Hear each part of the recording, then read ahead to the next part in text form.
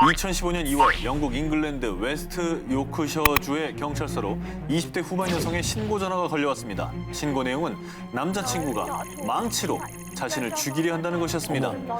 신고를 받자마자 곧바로 출동한 경찰들. 저희 화해했으니까 그만 돌아가셔도 돼요. 죄송합니다.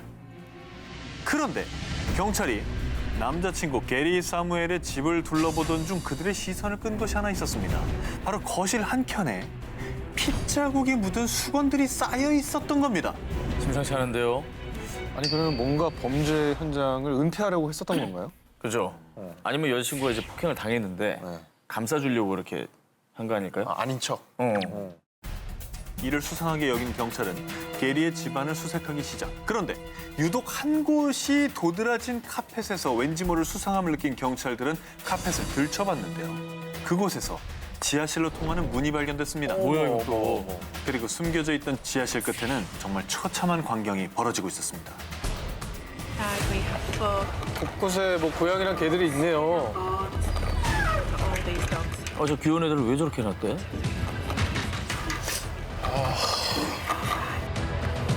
In the second cage is another husky puppy that is non-responsive. 이런 열악한 곳에 갇혀있던 동물들은 개 24마리와 고양이 8마리, 총 32마리였습니다. 그런데 말입니다. 놀랍게도 이 집 주인인 게리 사무엘의 직업이 수의사입니다. 뭐야? 그는 길을 떠도는 유기견, 유기묘들을 데려와 자신의 수술 연습용으로 동물들의 목숨을 난도질했던 겁니다. 그리고 더 가슴 아픈 건 수술 중에 죽은 동물들을 지하실 구석에 내던져 놨던 건데요. 아니 수의사라고 하면 동물을 사랑해서 아픈 동물들 치료해주는 사람 아닙니까? 이게 어떻게 저런 일이 벌어진 거죠? 아니 뭐 수의사가 아니더라도 저럼 됩니까? 말도 안 되는 거죠. 결국 두 사람은 동물 학대 혐의로 체포됐는데요. 하지만 끝까지 이 게리는 여자친구가 자기가 키우던 애들을 챙기지 않은 거예요. 전 치료를 해준 거라니까요.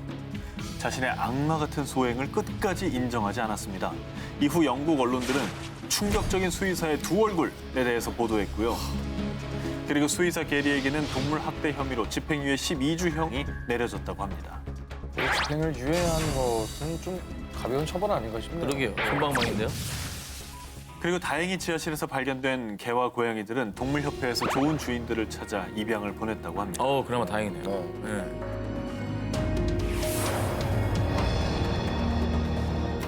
인간의 탈을 쓴 현실판 악마 19, 18위 공개합니다. 캄보디아 아기를 판매합니다. 2018년 6월 전 세계인들의 탄식을 자아낸 뉴스 키워드. 대리모만 33명. 아기를 판매한다뇨. 자, 2018년 6월 21일 제보를 받은 캄보디아 경찰은 푸놈펜의 한 가정집을 급습했습니다. 자, 그런데 그곳엔 초기 임산부부터 만삭의 임산부까지 총 33명의 임산부가 있었는데요. 자, 중국인 1명과 캄보디아인 4명, 이 5명의 조직원들이 1년여간 수십 명의 여성을 산모로 고용해 대규모 대리 출산을 알선했던 겁니다. 당시 이 사건은 아기를 만드는 공장, 아시아 최빈국 캄보디아라며 전 세계에 대대적으로 보도가 됐는데요. 저건 이제 사람이길 포기한 거죠. 예. 끔찍하다 정말. 형편이 어려운 캄보디아 여성들에게 접근을 해서요. 일단 그 임신을 하면은 계약금으로 $500부터 줄게. 출산하면 이 몇 배를 주는 거 알고 있지? 이걸로 네 인생 필 수 있어. 아기를 낳으면 총 $10,000, 약 우리 돈으로 1,100만 원을 지급한다는 조건으로 여성들을 꼬드겼다고 하는데요. 아니 그러면 이 대리모를 찾는 사람들은 누구예요? 공범이죠 어떻게 보면 그죠? 자, 푸놈펜 반인신 매매국의 커티 국장이 밝힌 바에 따르면요. 주로 중국인 부부들이었습니다. 2015년부터 중국의 한자녀 정책이 완화되면서 둘째를 가지려는 고령 부부가 증가했고요. 또 최근 불임률 증가 등으로 불법 대리 출산을 선택한 사람들이 늘어났다고 합니다.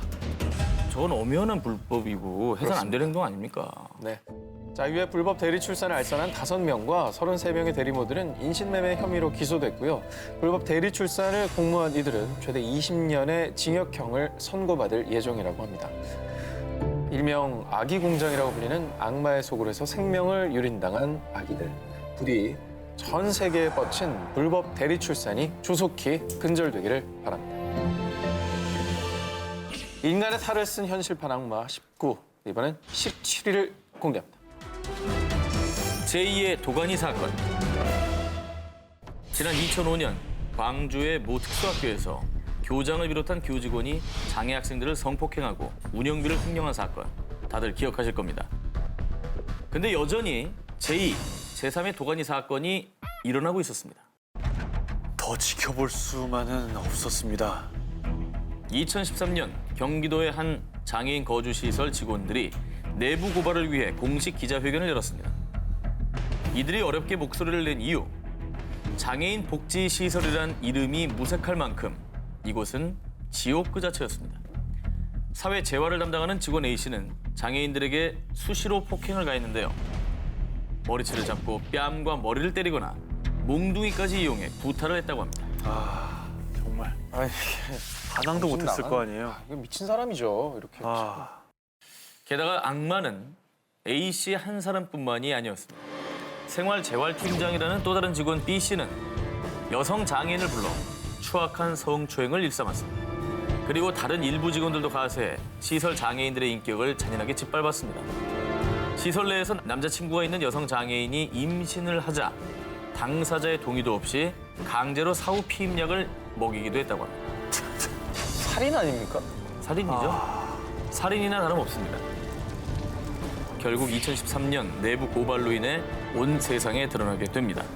국가인권위원회에서는 가해 직원들을 징계했지만요. 하지만 악마의 손길이 멈추지 않고 여전히 학대와 인권 유린이 계속되자 결국 해당 재단의 이사장 및 고위 관계자들까지도 사회복지사업법 위반 등으로 유죄를 선고, 결국 2016년 12월 A 장애인 시설은 폐쇄 조치됐다고 합니다. 시설을 폐쇄할 일이 아니라 눈 가리고 아웅이죠. 사람들에게 처벌을 예. 해야죠. 근본적인 대책이 좀 아쉽죠. 네.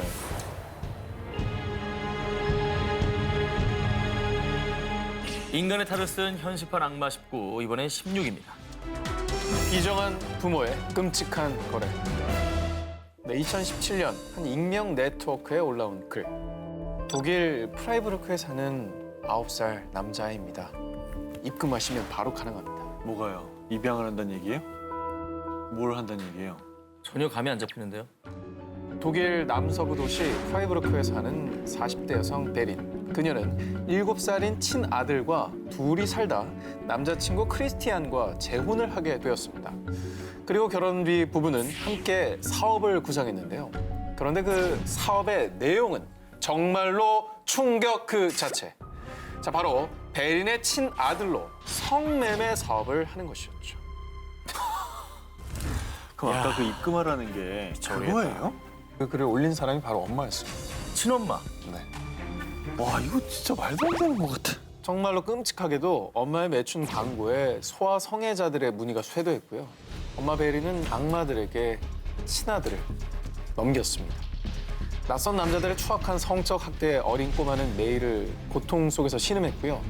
자, 7살 소녀는 그렇게 엄마 손에 이끌려 무려 2년간 60차례가 넘게 끔찍한 성적인 학대를 당했다고 합니다. 와, 이거는 정말 너무...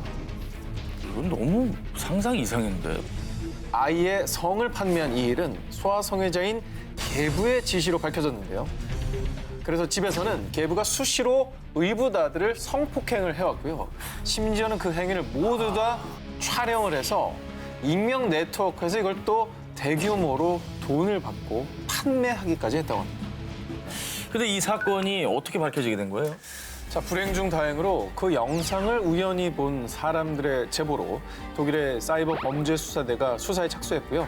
그 결과 이 부부의 끔찍한 악행이 밝혀지게 된 거라고 합니다. 아, 정말... 그리고 다행히도 양부모에게 입양돼서 사랑으로 좀 자라고 있다고 합니다. 다행이다. 인간의 탈을 쓴 현실판 악마 19, 15위 공개합니다. 중국을 뒤흔든 요양사의 만행. 지난 2017년 11월 SNS에 올라온 한 영상이 중국 전역을 대충격에 빠뜨렸습니다. 아, 이게 심장을 준비해야 될 것 같아. 충격받을 것 같아. 할머니 아니에요? 어머머머, 칼이에요? 칼 들고 있어요. 위협해요. 왜 이래? 오, 사람 들이대. 벌벌 떠지잖아, 지금 할머니가. 2017년 9월 93살의 치매 노모를 둔 딸 인원주아는요. 자신이 회사에서 일하는 동안 치매 노모를 돌봐줄 요양사를 구하게 됐고요. 요양사 로 샤오메이를 만나게 됩니다. 요양사야? 그런데 다정한 그녀의 모습에 안심한 것도 잠시. 오늘도 엄마가 잘 지내셨나 한번 볼까? 치매 노모 때문에 미리 설치해둔 CCTV 영상을 오랜만에 확인하게 된 겁니다. 아, 얼마나 기가 막혔을까, 그 딸은. 확인했는데 저 영상이 나왔을 때 그 딸은 어떤 마음이었을까요? 그러니까 어머니를 좀 잘 모시고 싶어서 요양사를 고용한 걸 텐데 저러고 있으니 혼자 계시니만 못한 거 아닙니까? 못한 거죠. 오히려 못한 거죠.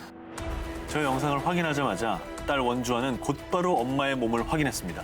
엄마의 안쪽 팔과 허벅지 또 온몸 군데군데 시퍼런 멍이 들어 있었습니다. 그래서 이전에 찍힌 CCTV 영상들까지 모조리 확인했는데요. 요양사 샤오메이가 치매 노모를 돌본 지 채 열흘도 되지 않았지만 영상에 찍힌 학대 모습만 무려 5건. 폭력뿐만이 아니라 노모의 배설물을 담은 바구니를 얼굴에 들이밀기까지. 아유, 저 어떻게 하지도 못하시고 저거 목 부분을 또 구타했어요. 공포에 질린 저 모습 보세요. 아, 웬일이니? 요양사 샤오메이는 학대 사실을 극구 부인. 하지만 그녀의 만행은 영상에 고스란히 찍혀 있었고 결국 중국 공안에 의해 체포됐는데요. 그런데 정말 가슴 아픈 일은 이 샤오메이가 체포되던 바로 그날 원주안의 치매 노모가 세상을 떠난 것으로 전해졌습니다. 아, 저 살인 미수예요. 저 살인 미수예요. 그냥 학대가 아니라 그렇지 않습니까? 저 혹시라도 저 CCTV를 안 깔아놨으면 그냥 멍만으로는 증거가 없었을 수도 증거도 있었어요. 없고 그냥 어머니가 노안에 몸이 좀 안 좋으신 것보다 했을 거 아닙니까? 그러니까 맞아서 저분이 그런 게 아니라. 이게 첫 번째 범행이었겠냐고. 음. 그 전집에서는 안 걸린 거예요. 그리고 또 자식의 마음은 어떻겠어요? 이 요양사 샤오메이에 대한 재판은 현재도 진행 중인 것으로 알려졌는데요. 나약한 노인과 가족들에게 지울 수 없는 상처를 남긴 그녀. 반드시 응당한 대가를 치러야 할 것입니다. 인간의 탈을 쓴 현실판 악마 19, 14위로 갑니다. 악마에게서 구해내야 할 소녀들. 자, 이번 특종은 영상으로 먼저 보여드리겠습니다. 자, 온몸에 강제로 당한 문신으로 뒤덮여 있죠. 온몸이 성한 데가 없는데요? 손도 아까 손가락 하나, 마디 하나하나가 전부 멍든 것 같아요. 자, 2018년 6월경 모로코 중부의 한 마을에 퍼진 비명소리. 살려주세요! 도와주세요! 자, 길을 가던 17살 소녀 하디자를 덮친 두 남성은 그녀를 납치해 낯선 무리의 남성들에게 돈과 마약을 받고 팔아넘겼는데요. 10여 명의 남성은 그녀에게 무차별적으로 폭행을 가했고요. 그리고 마약을 투여해가며 수차례 성폭행까지. 그렇게 하디자는 낯선 남자들의 성고문 속에 고통의 나날을 보내야만 했는데요.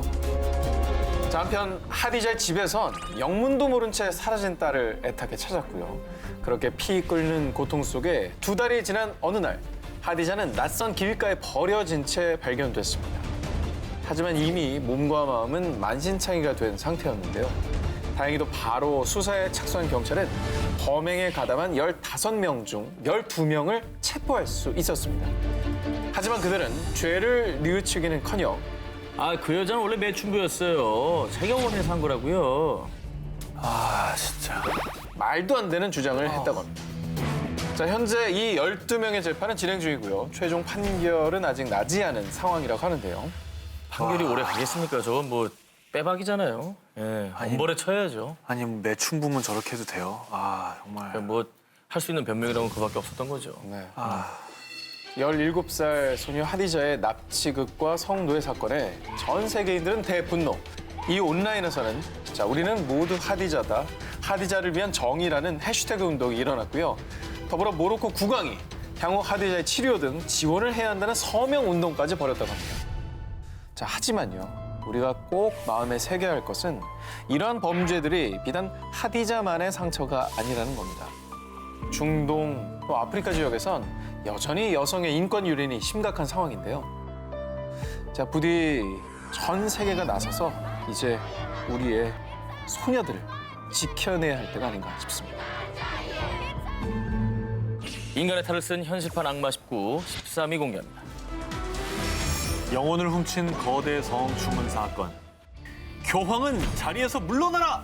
물러나라! 지난 8월 전 세계 곳곳에서 일어난 교황 퇴위 시위. 종교계는 물론 전 세계를 분노로 물들인 이 사건은 한 문서로 세상에 드러나게 됐습니다. 그 문서는 바로 카톨릭 아동 성학대 의혹 보고서. 미국 펜실베니아주 검찰 당국에서 구성한 대배심의 조사로 밝혀진 이 보고서는요.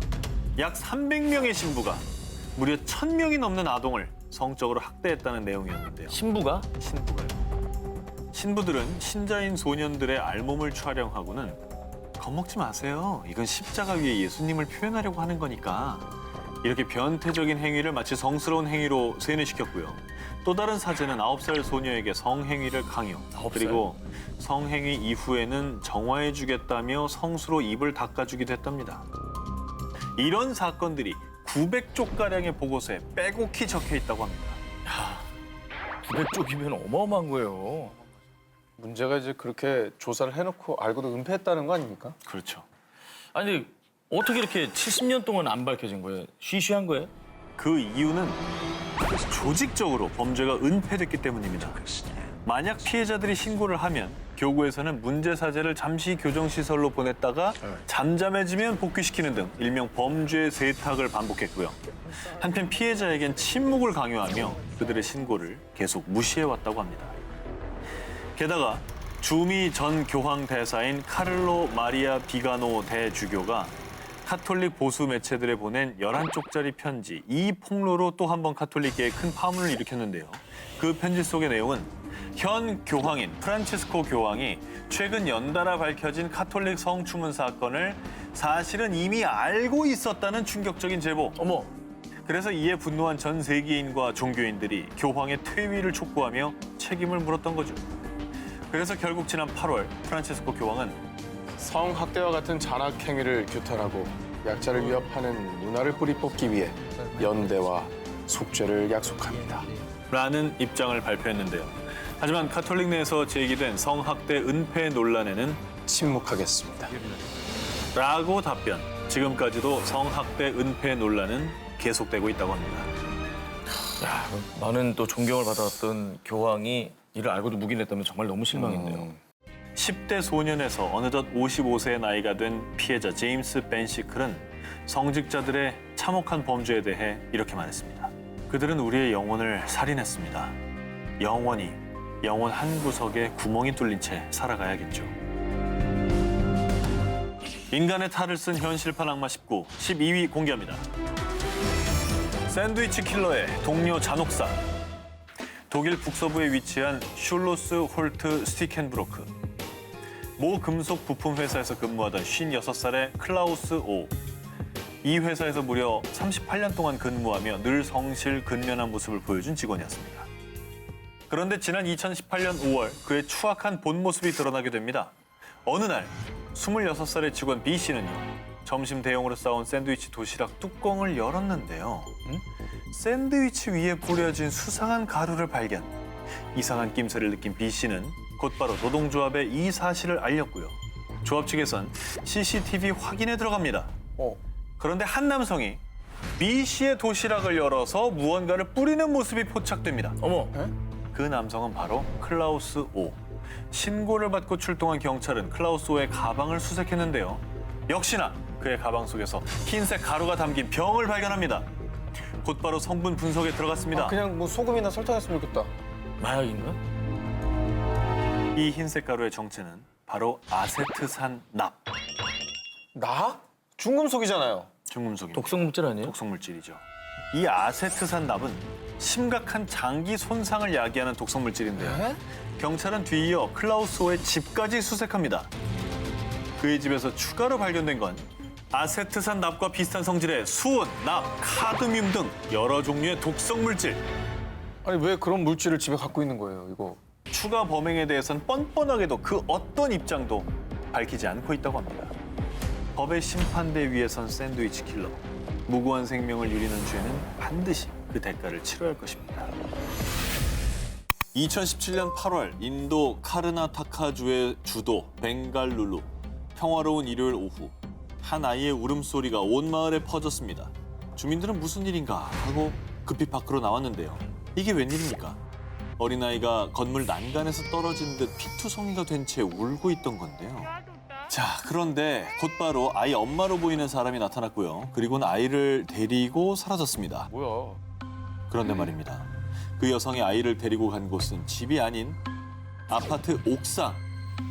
뭐라고? 뭐? 왜요? 아니 다친 애를 왜 옥상에 내려가는 거죠? 오늘은 모든 말도 안 되는 불길한 상상이 다 현실입니다. 짜증나. 이 어린아이에게 닥친 비극의 시작은 2011년으로 거슬러 올라갑니다. 스와시 사카는 결혼을 한 뒤 2011년 딸 아이시카 사카를 낳았는데요. 그런데 딸 아이시카는 선천적 청각장애를 갖고 태어났습니다. 이후 엄마 스와시의 태도는 차갑게 돌변합니다. 왜 이렇게 울어대는 거야? 신경질 나게. 늘 어린 딸 아이시카에게 신경질적으로 대했고요. 심지어는 손찌검을 하기까지. 아 진짜? 그리고 히스테리적인 아내의 행동을 견디지 못한 남편은 가여운 어린 딸만 두고 떠났습니다. 아니 왜 떠나요? 딸이 아니, 아이고. 너무 무책임하다. 엄마가 학대하는 아이를 두고 그냥 또 무책임하게 떠나버린 건 뭡니까? 자, 그리고 2017년 8월 어느 날 엄마 수아 씨는 딸을 목욕시키던 중 너 때문에 그이가 날 떠난 거라고. 왜 너 같은 게 태어나서. 결국 분노를 참지 못했고요. 발가벗은 어린 딸을 끌고 4층 아파트 베란다로가 무참히 던져버린 겁니다. 어휴. 싫어요 이게? 되게 싫합니다. 피와 눈물로 범벅이 된 딸은 숨이 겨우 붙어있던 상태. 엄마 맞아. 그런데 딸이 살아있다는 것을 확인한 엄마가 아닌 이 악마는 다시 딸을 데리고 이번엔 집이 아닌 옥상에 갔고요. 다시 한번 딸을 던졌습니다. 어떻게든 죽이겠다는 거야. 이거 정말 사람의 탈을 쓰고 어떻게 이런 일을 할 수 있죠? 이 엽기적인 모습을 생생하게 목격한 주민들은요. 저건 엄마가 아니라 악마야.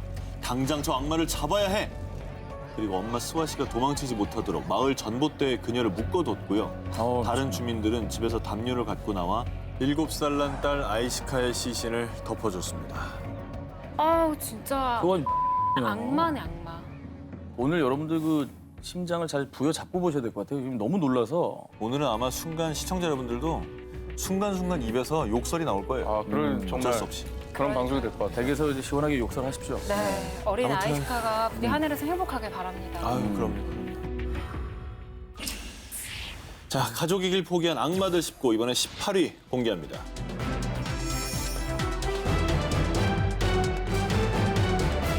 (2019년 1월) 러시아의 벨고로트주. 새해를 맞이하며 모두가 들떠있던 그때 안타깝게도 8개월 된 갓난아기 자칼은 비극적인 죽음을 맞이했는데요. 얼굴도 왜 그래요? 상처도 있는 것 같은데. 그러게. 대체 이 갓난아이를 죽음에 이르게 한 것은? 자, 2019년 새해를 맞아 러시아 곳곳에서 매일같이 신년 파티가 열렸습니다. 그리고 평소에도 파티광이었던 자칼의 엄마 나데즈다 역시 하루가 멀다 하고 여러 파티 출석 도장을 찍었는데요. 파티에 가야 하는데 얘는 왜 이렇게 칭얼대는 거야? 정말 짜증나게. 아니 엄마가 파티 간다고 애 운다고 짜증을 내요? 8개월 된 애가 짜증 내지 그러면. 당시 8개월 된 아들 자칼은 또 심한 독감을 앓고 있었습니다. 아프니까 칭얼댔지. 아픈데 파티를 가냐? 하지만 엄마 나데즈다는 파티가 우선이었죠. 그래서 울며 보채는 아이에게 이거를 따라 먹였습니다. 바로 40도가 넘는 보드카. 미친 거 아니에요 진짜? 애한테? 그렇습니다. 그런데 정말 더 충격적인 일은 엄마 나데즈다는 평상시에도 아이가 울거나 보채면 보드카를 먹여서 재워왔다고 합니다. 말이 안 돼.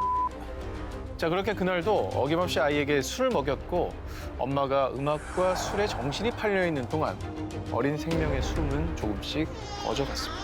아니 왜 낳았어? 한편 밤늦게 귀가한 엄마는 눈도 풀리고 맥도 못 추는 아이를 보고 급히 병원에 데려갔는데요. 하지만 자칼은 허망히 세상을 떠나고 말았습니다. 한편 아기를 자신의 손으로 떠나보내고도 끝까지 뻔뻔했던 엄마 나데즈다. 전 방해받고 싶지 않았어요. 완전한 자유를 원했다고요. 진짜 말도 안 되는.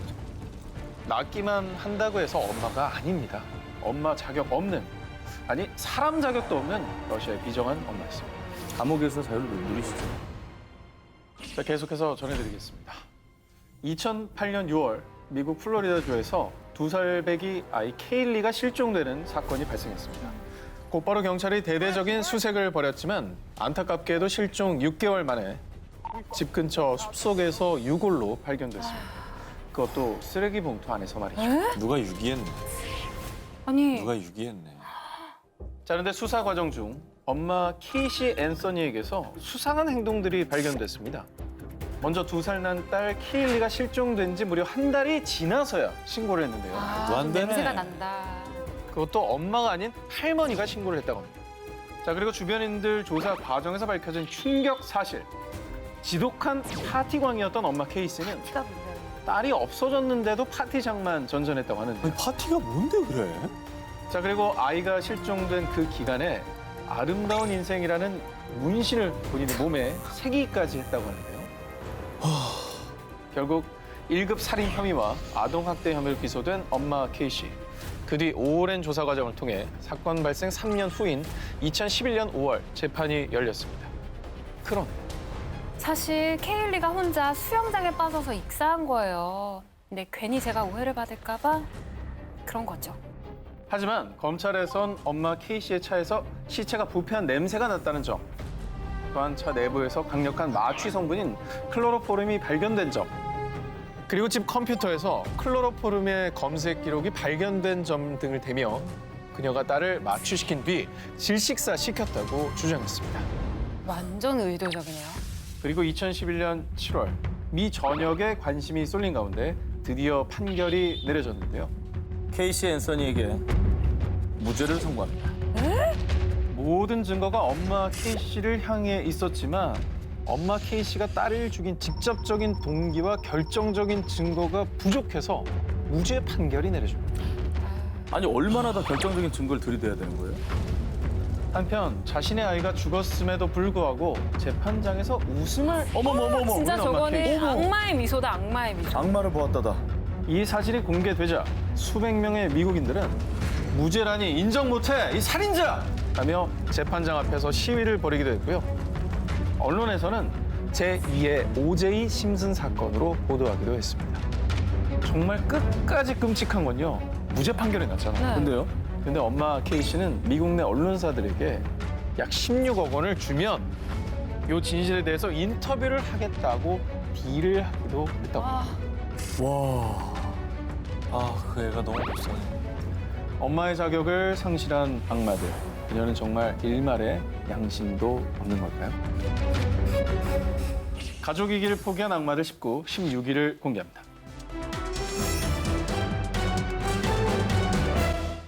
(2018년 4월) 미국 위스콘신주 7살 꼬마 에단이 급하게 병원에 실려왔습니다. 그런데 의사가 깜짝 놀라고 맙니다.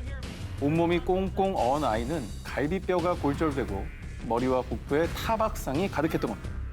자, 대체 7살 꼬마 에단에게 무슨 일이 있었던 걸까요? 4남매를 키우는 싱글맘 안드레아 에버렛에겐 심각한 고민이 있었습니다. 동거하는 남자친구가 자신의 아이들에게 손찌검하는 모습을 목격한 거죠. 그런데요, 이웃 주민들에게도 이 모습이 목격되자 아동보호국의 결정에 따라 엄마 안드레아는 아이들을 임시 보호자에게 보내야 했습니다. 그래서 고모님, 혹시 저희 아이들의 법정 후견인이 돼줄 수 있을까요? 애들도 순하고. 아, 그렇게 하자꾸나. 내가 잘 돌봐줄게. 그런데 아이들을 이 집에 보낸 건 엄마 안드레아의 큰 실수였습니다. 아이들을 돌봐야 할 가족들이 되레 더 학대를 한 겁니다. 아, 안 그래도 학대받던 아이들인데 왜? 아니 근데 왜 데려간 거예요? 형이 왜 학대를 해? 그러니까 왜 학대 데려가서 왜 학대요?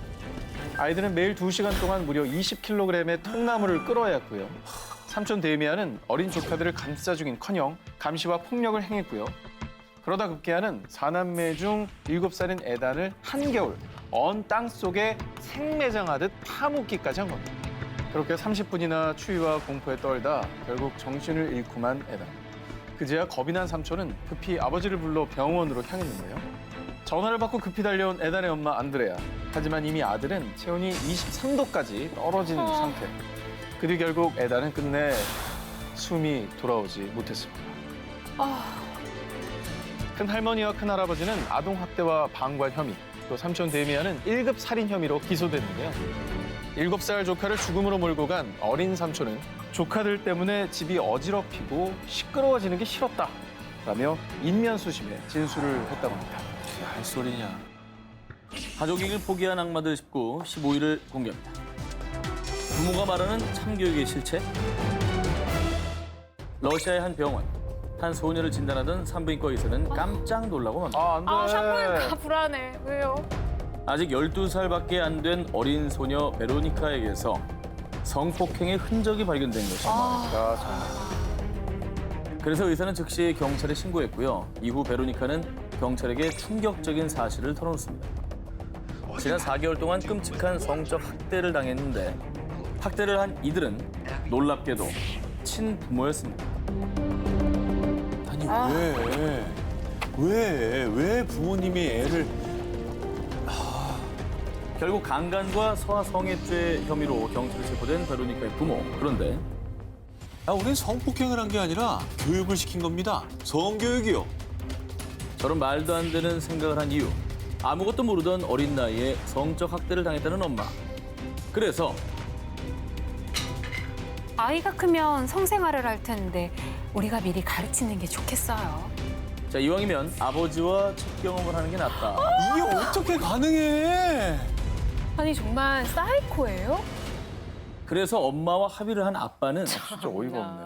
이틀에 한 번꼴로 아무것도 모르는 딸과 강제로 성관계를 가졌고 심지어는 어머니도 딸에게 성적 학대를 가했다고 합니다.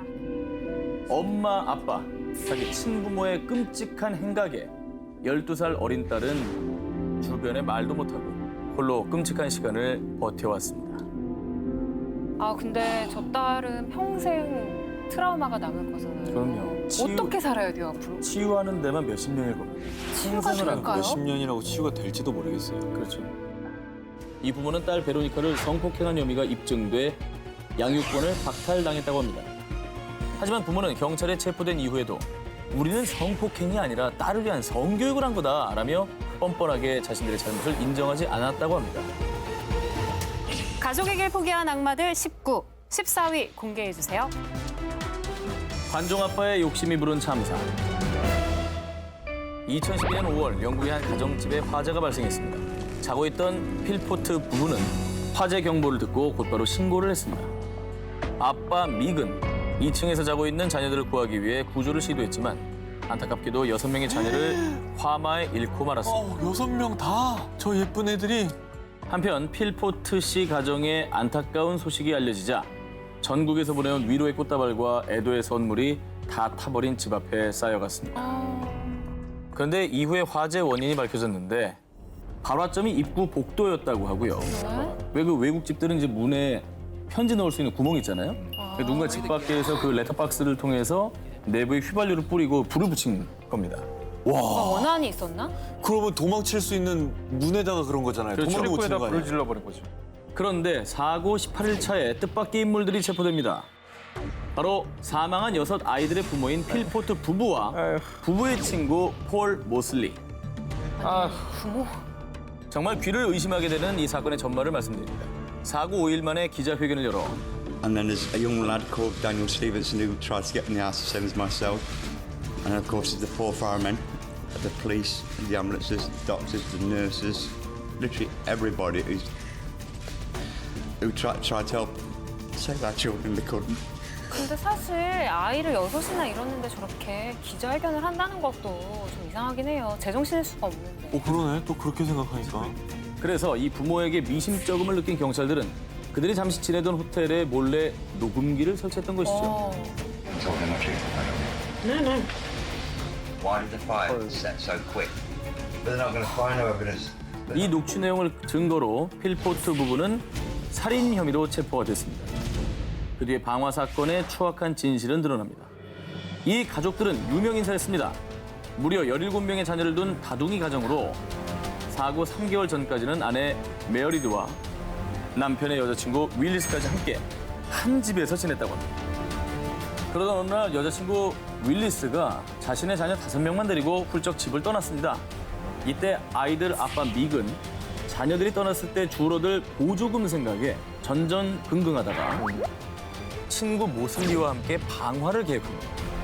집에 불을 내고 아이들을 구해내 영웅으로 등극을 하고 또 그 유명세를 이용해 정부로부터 더 큰 집을 얻어내고 덤으로 여자친구 윌리스에게 방화범 누명까지 시우려 했던 것이죠. 자,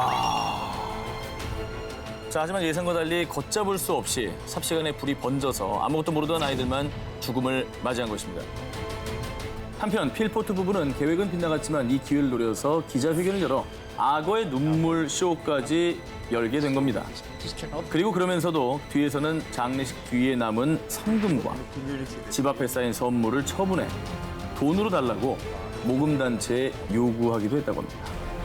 머릿속에 돈 생각밖에 없네요. 어떻게 그렇죠. 자식들의 목숨을 돈하고 바꿀 수가 있죠? 돈밖에 모르는 비정한 부모의 눈물, 그 악어의 눈물, 평생 감옥에서 흘리길 바랍니다. 가족 일을 포기한 악마들 19, 13위 공개합니다.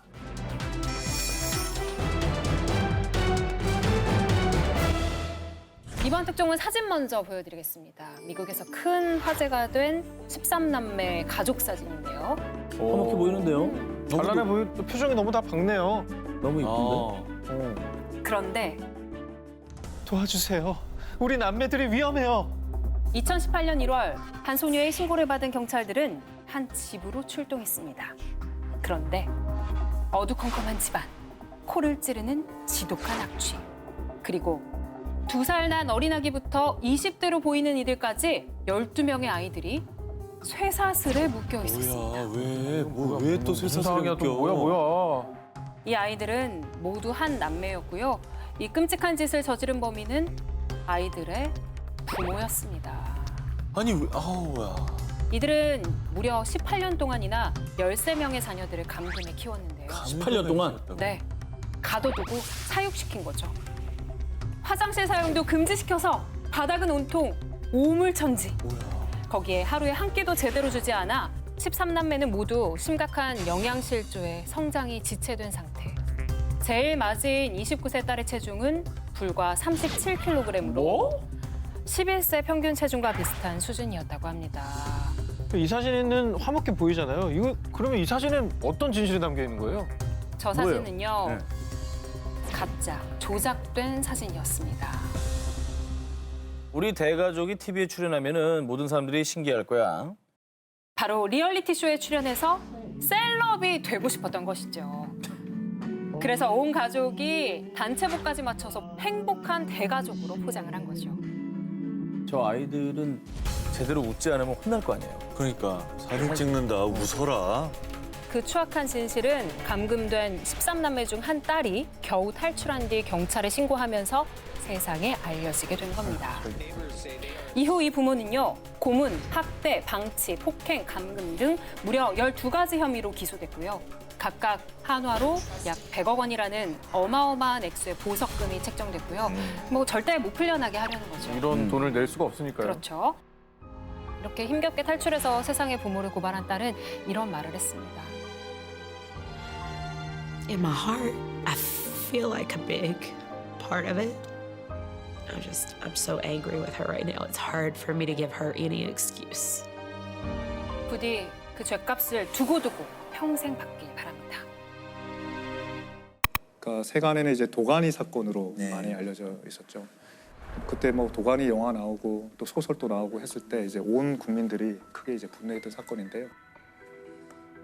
이 사건은 2000년부터 2004년 사이에 그 인화학교라는 학교에서 교직원들이 그 청각 장애인인 그 학생들을 집단적으로 성폭행, 성추행 또는 이제 그냥 일반 폭행을 했던 사건입니다. 이 특수학교인데 이제 청각 장애인들을 교육하는 그런 곳이고요. 언어장애가 있는 18살 여학생의 손발을 묶은 뒤 성폭행하는 행정실장. 그때 두 사람 얘기하더라고요. 그래서 확실하냐 이름을 딱 쓰대요. 그 두 사람이 누구였습니까? 학교 생활 보육교사하고 또 교장 선생님.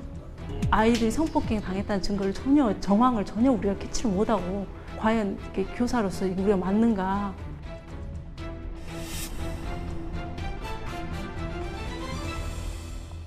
어릴 때부터 청각 장애를 가지고 있으면 또 아무래도 이제 말도 잘 하기 좀 불편하고 그러다 보면 이제 지능 장애가 있는 경우도 좀 있습니다. 그래서 그런 아이들을 이제 그 교장, 뭐 행정실장, 교직원 이런 사람들이 성폭행이나 성추행을 했던 사건이고요.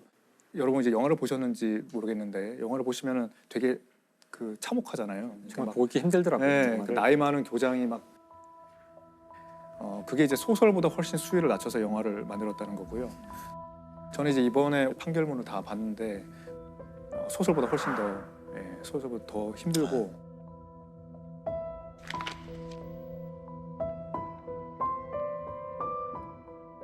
아예 뭐 밤부터 새벽까지 막 묶어놓고 성폭행도 하기도 하고 정말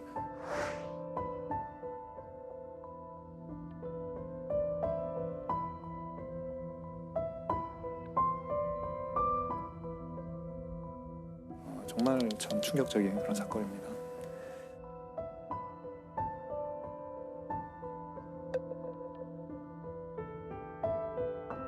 수사 결과 밝혀진 것은 가해자가 이제 6명, 피해자 아이들은 한 9명 정도 나왔고, 근데 뭐 누구나 뭐 짐작할 수 있듯이 실제 피해 규모는 그보다 훨씬 많을 거라고 그렇죠. 네. 많이들 생각하고 있습니다.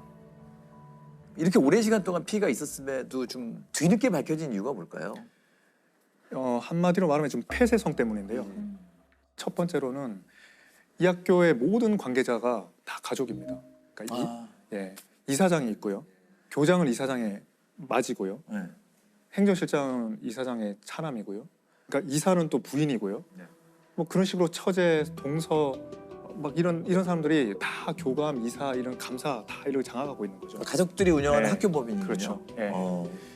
또 기숙학교입니다. 그래서 이 뭐 출입을 다 통제하고요. 교사들이 있지만 교사들이 여기 들어갈 때 기부금을 좀 불법적인 기부금을 내고 들어갑니다.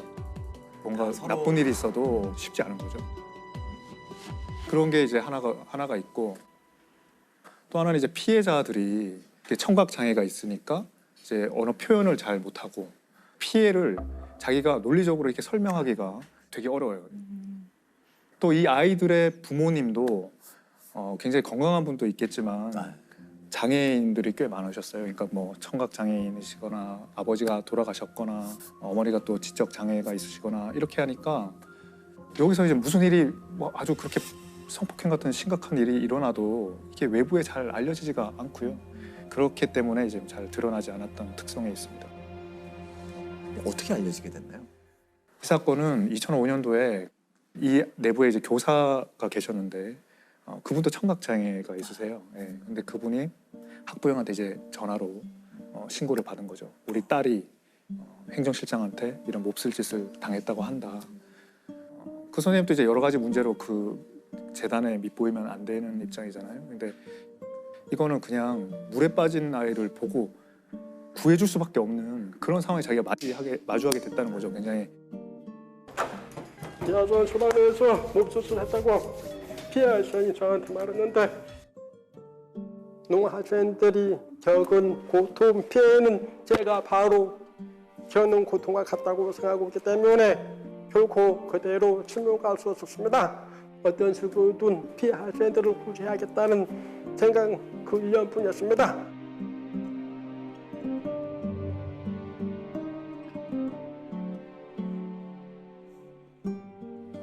이 사건이 사회적 공분을 그렇게 일으킨 거는 범죄 자체가 너무 끔찍하고 탐욕적이고 막 그런 것도 있지만 그에 못지않게 이 사람들이 처벌을 너무 경미하게 받았기 때문이거든요.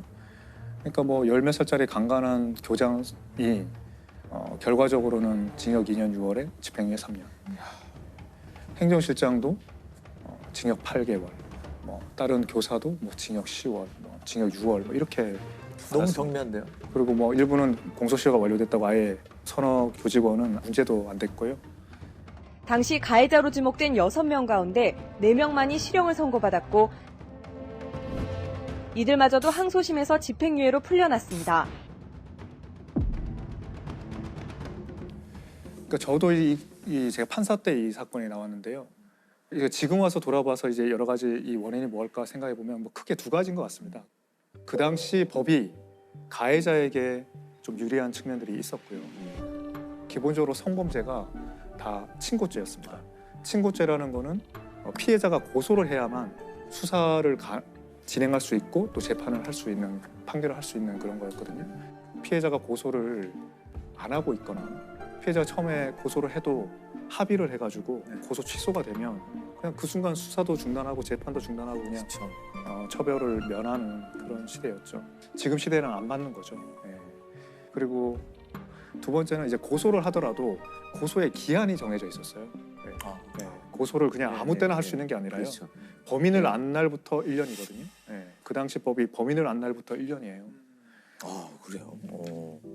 이 사건에서 어떤 아이가 피해자인데 얘는 지금 무섭고 부끄러워서 이 피해를 말하지도 못하는 상황이었어요. 근데 이제 막 사건이 문제가 돼서 다른 아이의 대한 수사가 진행되고 있었어요. 그럼 경찰에서 참고인으로 이제 불려가서 얘도 조사를 받잖아요.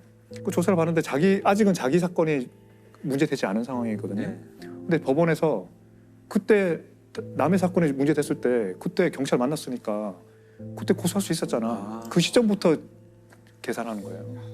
근데 어른도 쉽지 않죠.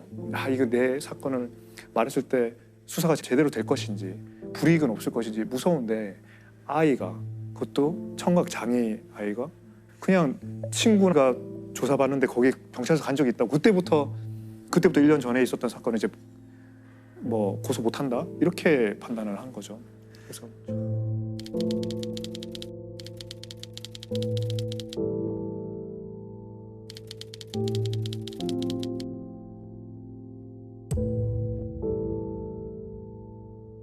또 하나 이제 그 판사들이 이제 판단한 것 중에 또 하나는 이제 이런 고소기간 친고죄가 아닌 범죄로 검찰에 이제 그때 기소를 해보려고 그랬어요. 네.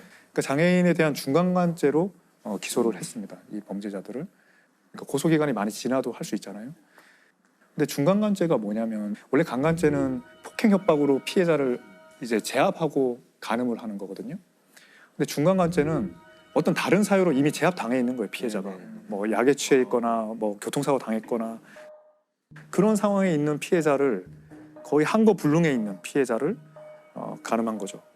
이제 그런 걸로 이제 기소를 했는데 근데 이 아이가 어떤 상황이었냐면 가해자의 방에 들어가서 거의 이제 그 육체적으로 뭐 짓눌려 있는 상태인데 그때 수화로 나는 이게 싫다라고 표현을 했고 그리고 옷을 벗겼는데 자기가 좀 끌어올렸다. 그러면 한 거를 한 거 아니냐? 한 거가 아예 불가능하지는 않았지 않냐? 그래서 이제 한 거 불능이 아니라고 해서 중간간죄가 아니라고 그때 판결을 했거든요. 이게 뭐죠? 좀 말이 안 되는 것 같아요. 네, 맞습니다. 네.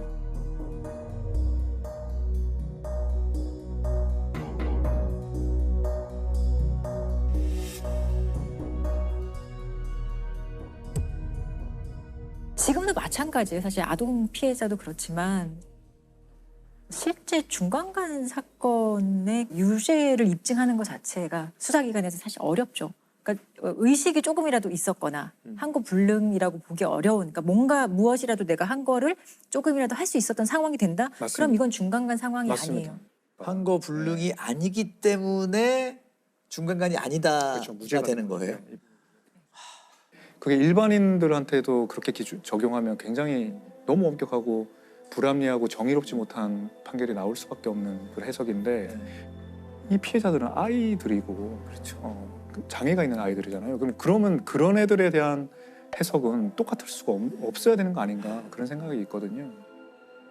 이 경우에 한 거 불능이 아니면 도대체 뭐가 한 거 불능일까? 참. 그래서 이 이후에 이제 영화 도가니가 나오게 된 거죠. 네. 그러니까 이 판결이 뭐 보시다시피 이제 굉장히 납득하기 어려운 판결이고 형량이잖아요. 봉정 작가가 이 도가니라는 소설을 이제 2009년에 써서 알려졌고 이게 영화화되면서 이제 널리 알려졌는데 왜 이 사건을 소설로 썼나 그 이제 여기에 이제 작가의 말에 있습니다. 이 판결이 나오던 선고되던 날 그 법정에서 이 학교의 아이들, 청각장애인 아이들이 많이 와서 봤어요. 근데 그 아이들이 이제 어떻겠어요? 이 선고되는 거 보면서 정말 너무 이제 분노하고 슬프고 이 말로 표현할 수 없는 그런 좌절감을 느꼈을 거 아니에요. 그러니까 그거를 인턴 기자가 이제 썼던 거예요. 그 기사를. 그걸 보고 이제 공쟁 작가가 이거는 내가 소설을 써야겠다 이렇게 마음을 먹었답니다. 근데 그 인턴 기자가 뭐라고 썼는지를 제가 좀 읽어드리겠습니다. 예, 이 소설을 처음 구상하게 된 거는 그날의 법정 풍경을 그린 젊은 인턴 기자의 스케치 기사였다. 그 마지막 구절은 아마도 집행유예로 석방되는 그들의 가벼운 형량이 수화로 통역되는 순간 피고인 박보현 징역 8개월에 집행유예 2년. 피고인 이강복 징역 6개월에 집행유예 1년. 피고인 이강석 징역 6개월에 집행유예 1년. 검찰 측은 피고인들의 석방에 필요한 절차를 진행해 주시기 바랍니다.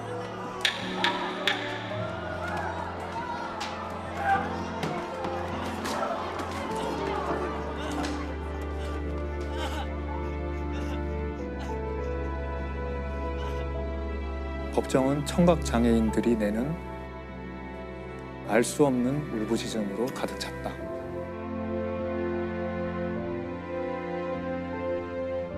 너무 슬픔의 광란의 도가니 뭐 이런 의미로 작가가 쓰지 않았냐 이렇게 추측도 하셨는데, 원래 도가니라는 이름은 쇠를 녹일 수 있을 정도로 뜨거운 어떤 그런 그릇 같은 거라는 겁니다. 또 아니면 이제 슬픔이나 강한 감정에 격정이 들끓는 그런 상태를 말하는 건데, 이 학교, 이 법정 얼마나 들끓었겠어요. 그 좌절감과 슬픔과 분노 이런 걸로 그 도가니를 말하는 거 아닐까 그런 생각을 했습니다.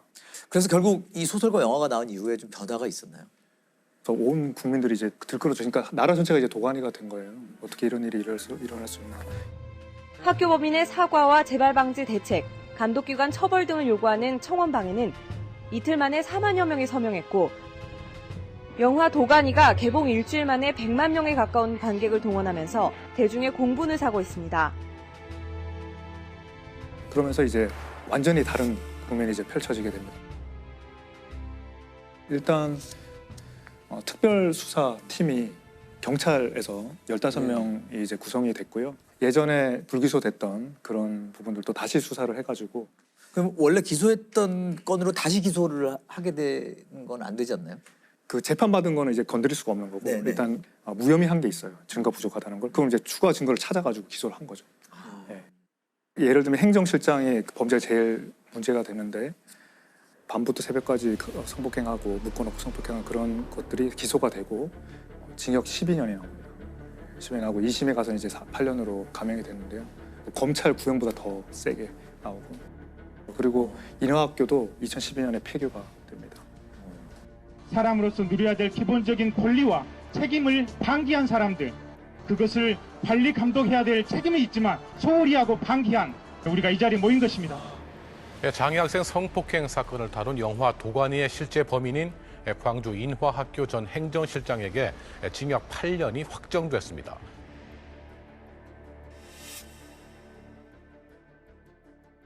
어떻게 보면 소설과 영화와 그리고 국민들이 좀 뭔가 판결을 바꿔놓은 느낌이 그렇습니다. 있네요. 국민들의 힘으로 바꾼 거고요. 아주 근본적으로 이제 법이 많이 개정됐죠. 하나는 성폭력에 관한 처벌법이 많이 개정됐습니다. 성폭력 범죄의 처벌 등에 관한 특례법, 일명 도가니법이 2011년에 만들어지고요. 장애인이나 13세 미만 이런 아이들을 이제 그 성폭행했을 때는 친고죄를 다 폐지합니다. 고소 없이도 처벌할 수 있고, 그 중간간죄에서 항거불능의 요건이 없어집니다. 그래서 위력에 의한 간음 이런 것도 넣어가지고. 국회는 오늘 본회의를 열어서 도가니법으로 알려진 성폭력 범죄의 처벌에 관한 특례법 개정안을 처리합니다. 장애인 대상 성폭력의 경우 항거불능 요건을 완화해 성폭력 사범에 대한 처벌을 쉽게 하고, 미성년자 대상 성폭력에 대해선 공소시효를 폐지하는 등의 내용을 담고 있습니다.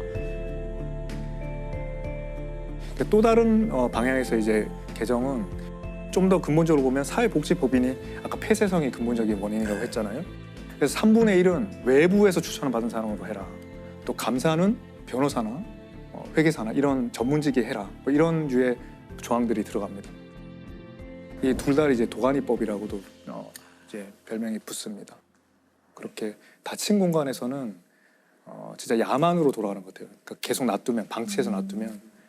그러니까 지금 제 형제복지원 사건하고 제가 이제 그 알서범죄원에서 이제 형제복지원 사건도 했었고 지금 오늘 도가니 사건도 했는데 두 사건이 되게 공통점이 많다는 생각을 했어요. 그러니까 이제 형제복지원은 굉장히 높은 그런 철문으로 진짜 물리적으로 닫혀 있었고 여기는 또 다른 이유로 가족 간의 이제 어떤 지배 구조로 닫혀 있었고 그렇게 좀 열어줘야 된다. 닫힌 공간에는 비상구를 마련하고 또 창문을 열고 법이 좀 그런 역할을 할 수 있지 않나 그런 생각을 해요. 언론도 마찬가지고 하지만 그것도 그렇고 저는 뭐 법원도 그럴 수 있지만 우리가 고민해야 될 지점은 우리가 당시에 2000년, 2005년 우리 지난 회에도 밀양 사건 얘기했지만 그 당시에 느꼈던 그 국민들의 어떤 법감정과 지금 2022년에 느끼는 법감정도 사실 다른 것이고 그렇죠.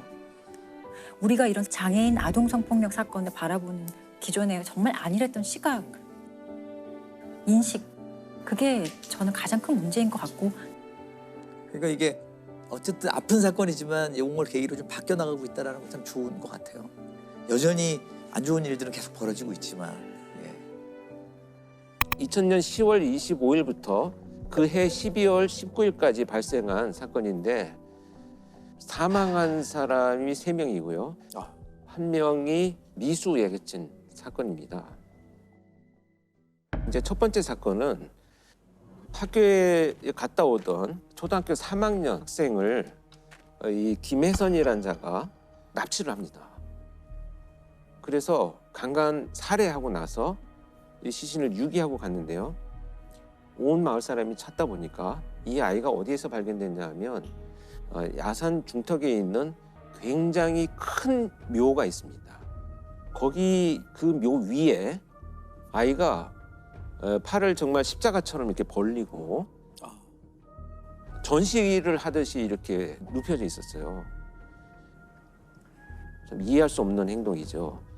왜냐하면 범죄자의 심리라고 하는 것이 기본적으로 시신을 어떻게든 은폐하고 그 발견이 지연되도록 만들고 가는 것이 기본적인 범죄자들의 범행 이후의 행동인데 팔도 이렇게 벌려놓고 전시를 해놓은 것처럼 나타났습니다. 그래서 그때 당시에 이제 굉장히 논란이 많았었죠. 이 행동에 대해서 열심히 수사만 전개되고 있던 와중에 두 번째 사건이 발생을 합니다. 그 19살 된 여학생이 귀가하던 중에 이 김혜선을 또 마주칩니다. 그런데 그 피해 상황을 모면해서 이제 도주를 하죠. 그리고 경찰에 신고를 합니다. 그래서 이때 몽타주가 만들어집니다. 그리고 첫 번째 사건에서는 족적 한 2개를 발견을 합니다. 그런데 이 족적과 몽타주를 가지고 계속 수사를 이어가고 있는 와중에 안타깝게도 이제 세 번째 사건이 발생을 합니다. 근데 이 세 번째 사건은 고등학교 다니는 누나와 이 남동생이 농로를 걸어가고 있는데 김혜선이 이 피해자 아이들을 덮쳐서 밀어서 농로 밑으로 추락을 시킵니다. 남매를 공격한 이 김혜선은 이 남동생 목을 졸라서 살해를 하고 이 누나인 여학생을 야산 쪽으로 끌고 올라가서 끈으로 묶고 강간 살해하고 나서 피해자의 신체 일부를 훼손을 해서 가지고 그 현장을 떠납니다. 자, 근데 여기에서 족적이 발견이 됩니다. 근데 이 족적이 첫 번째 현장에서 나타난 족적과 동일하게 나타납니다. 그래서 이걸 이제 연쇄 사건으로 판단을 하고 일단은 신발을 찾는 수사를 전개를 했는데 한 집을 방문을 했는데 마당에 진흙개비가 내린 이 마당에 이 족적과 같은 신발의 족적이 있는 집을 발견을 합니다. 그래서 투입이 된 수사관들이 현장에서 피해자의 신체 일부와 현장에 있었던 끈, 또 칼 이런 도구들을 발견을 하고 체포를 하게 된 이런 사건입니다. 전북 고창에서 발생한 엽기적인 연쇄 살인 사건은 어제 검거된 이웃마을 30대 남자가 저지른 것으로 밝혀졌습니다. 강간 전과자로 일정한 직업이 없이 흉기와 노끈을 소지한 채 조용했던 농촌 마을에 씻을 수 없는 충격을 안겨줬습니다. 약간 범인은 사이코패스라고 봐야 될까요? 저는 지금 아마 검사를 했다면 상당히 높은 점수를 가진 사이코패스의 성향을 갖고 있다고 봅니다.